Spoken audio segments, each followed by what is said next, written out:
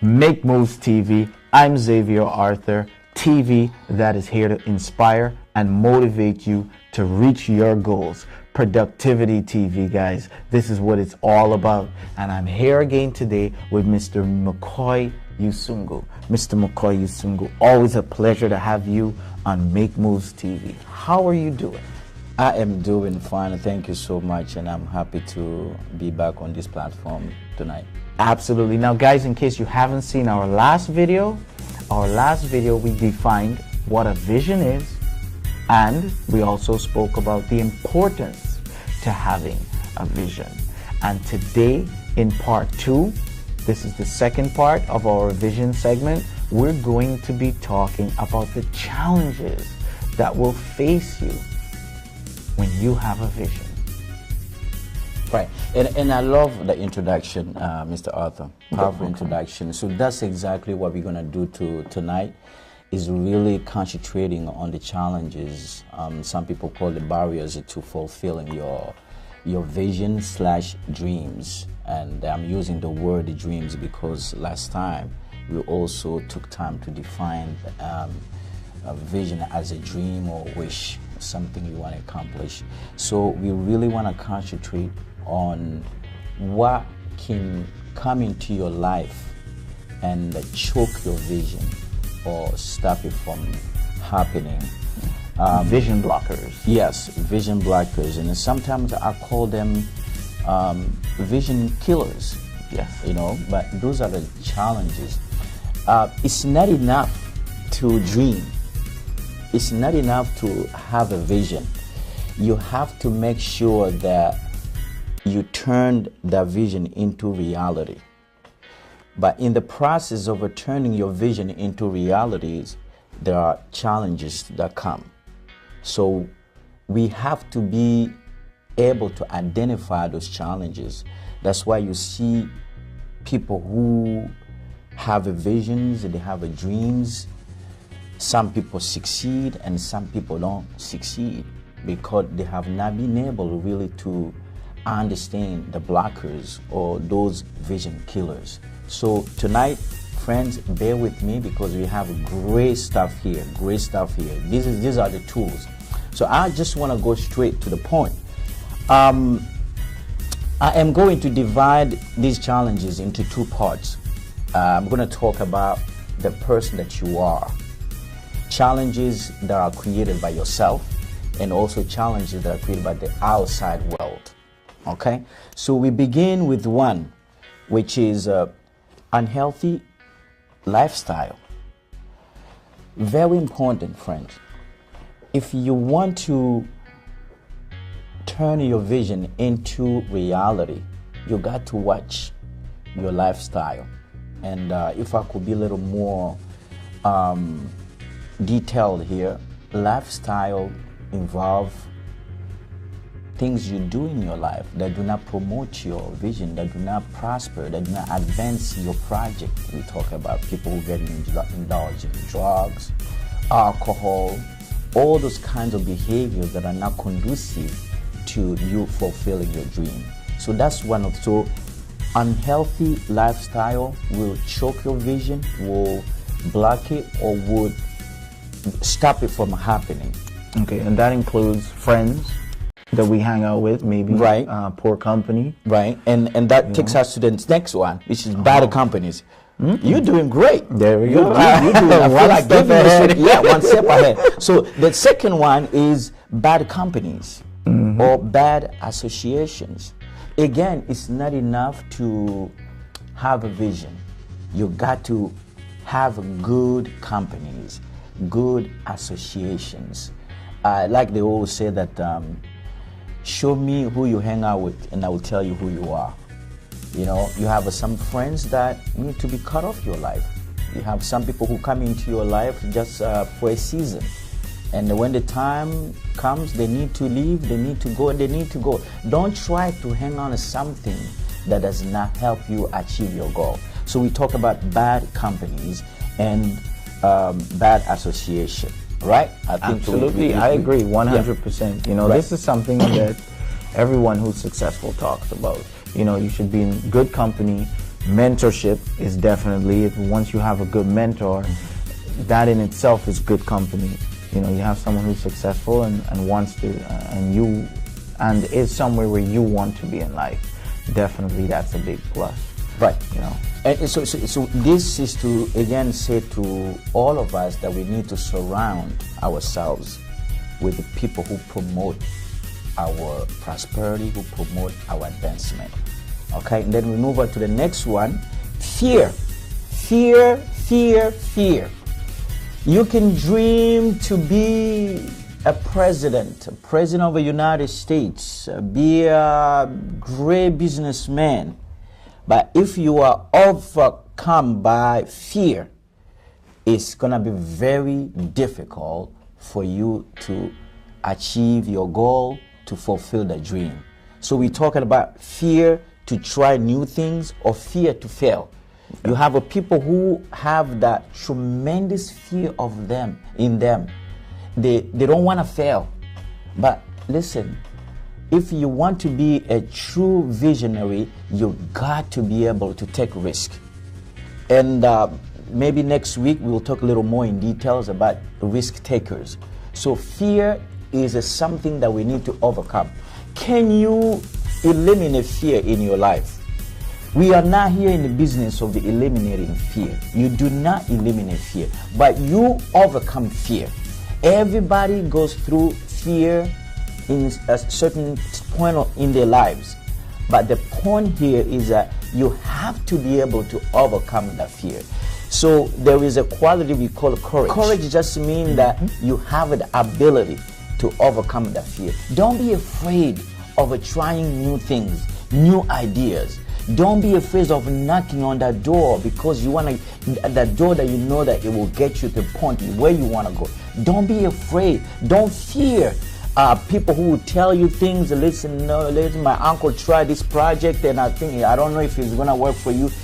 Everyone has what we call a sense of individuality. It's not because Mr. Arthur did not succeed with the same project that I will not succeed. No. It doesn't work. Life does not work like that. So fear of trying new things is very, very bad. Is the enemy of fulfilling your dream or to fail. Yeah, from a practical standpoint, and I always say this, coming from a background of racing, you know, growing up racing, which is a pretty dangerous sport, and then venturing out into so many new things, including Make Moves TV, which is pretty new. And anything new that you decide to do, there's going to be some form of practice or practical aspect of it. And when it comes to fear, there's just one thing I can say to people, and one thing I tell people all the time. Nike has the answer. When you think of Nike, what do you think? Just do it. Just do it. Just do it. Like, just do it. Wow. Right? Doesn't matter if you suck. You'll get better if you keep doing it and doing it and doing it and doing it. Doesn't matter if you feel fear. As long as you keep doing it and doing it and doing it and doing it, it's going to go. Great. What a powerful remark. Very powerful. And so we go to the next one, which is poor self-image. Let me break it down. When you talk about self-image, really we talk about self-esteem. And self-esteem is really about how you see yourself, your perception about yourself.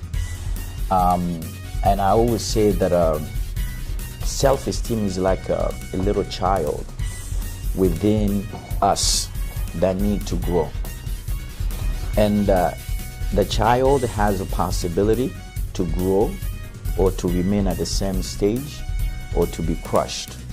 So self-esteem, the way you see yourself, will really determine how far you will go with your vision. Because like I said again, it's not enough to have a vision to say that I want to become a president. But if you see yourself, you have that low self-esteem in you. You don't have that confidence. You think that I don't deserve to be rich, for example, or I don't deserve to have all that. I don't deserve to prosper. That's a problem. It would not work for trying to help you achieve your dream. So self-esteem, self-image is something that is very important that we need to work on. I'm a pastor, and I think by now people should know I'm a man of God. I believe that, Mr. Arthur, people are created in God's image, and God really created us so that we can prosper. God created us so that we can, regardless of your race, your color, your background, He created all of us equally so that we can prosper. So being created in God's image, we have to look at ourselves the way God sees us. He sees us people who are competent. He sees us people who are intelligent. He sees us people who are smart, people who can do it. So you got to see yourself the way God sees you. Of course, we understand that low self-esteem sometimes comes from the way we were raised. You know, things we heard. I heard many times, for example, my father tell me that you would not do anything in your life, you know, and those words keep on ringing in my ear all the time, and you begin to believe in those words, and that perception becomes your reality. But you can reverse that. You don't have to be a victim of the things that were said to you in your youth. You can reverse that. You can reverse. You don't have to allow anybody to dictate who you become tomorrow. Absolutely. Right. I agree 100%. And two things from a practical standpoint that I would say about self-image. The first thing is read. If you don't like to read, listen to audiobooks. But either read or listen to books. Read, read, read. Listen to books, because they really help. Because what you put in is gonna help to cultivate your mind. And when you read, put the things that you read into practice. So that way you can see what works, what doesn't work, and you can learn from that. So reading, I believe, helps tremendously with your self-image.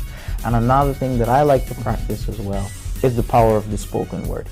Be very careful what you tell yourself, guys.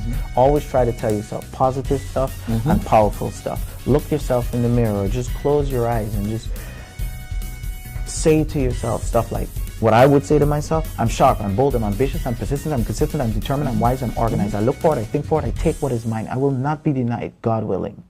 Stuff like that. Put these things in the mind. Feed these things in the mind. And of course, read, read, read, read. Right. And I love what you just said about reading. Information brings a transformation. You know, so what you intake determines what you become tomorrow, or who you become tomorrow. And that's the reason why we go back again to bad companies. You know, people you hang out with, what you listen to, even the kind of music you listen to, things you do. So what you intake, remember, everything that we do is directed by our thoughts. Your mind is so powerful, and that's the reason why people who are abusive, they know how to crush somebody's soul by using their minds. They will play with your psyche. They know how to do it. So you can reverse that by informing yourself, by educating yourself, like Mr. Arthur said. So again, self-image, poor self-image is a great enemy. Yeah, and I want to say one thing else too. A bad company is especially dangerous, because when you're in the company of people, they don't just say things. They say and they do things. So it's double. You have to be really careful. And when you read, that's especially great, but you also have to read and put things into practice. Right. You know, so that helps the mental aspect. Beautiful. So we move on to the next one, another challenge, which is procrastination.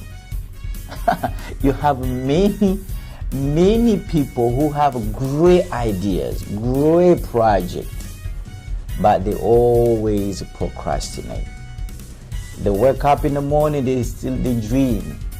I want to be a great, basketball player, for example, right? But when it comes to go to practice, they put it for tomorrow, and tomorrow calls another tomorrow, and another tomorrow calls another week calls another month. And by the end of the year, you ask them, how you doing? I'm doing great. I want to become the greatest basketball player. But they're still at the same stage. Yep. They put everything for tomorrow. Just do it, like you said, all right? Just do it. Just do it. You got it. You got a vision. You got to turn. Remember the first segment we talked about turning potential energy into kinetic energy. You got to make some moves.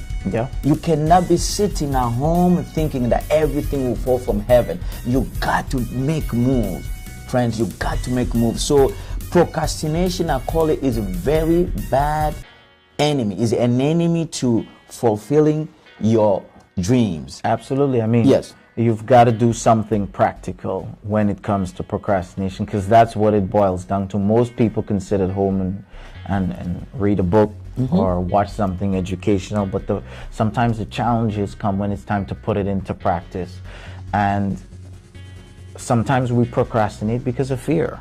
Yeah, yes. So like you said, and we said before, just do it. That's going to help to take you away of the fear. And sometimes we just procrastinate because we just lazy sometimes. Right. It could be lazy, or it could be also there's an opportunity who comes your way.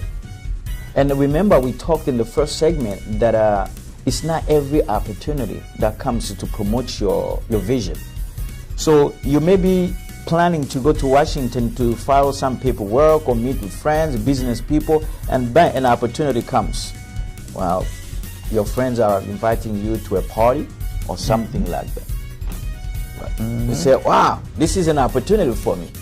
But you don't understand that that particular opportunity may not be really there to promote your vision, what you're trying to do. And what you're going to do, you give in, you go with friends, then you miss the opportunity to go to Washington to meet your businessman. Yeah.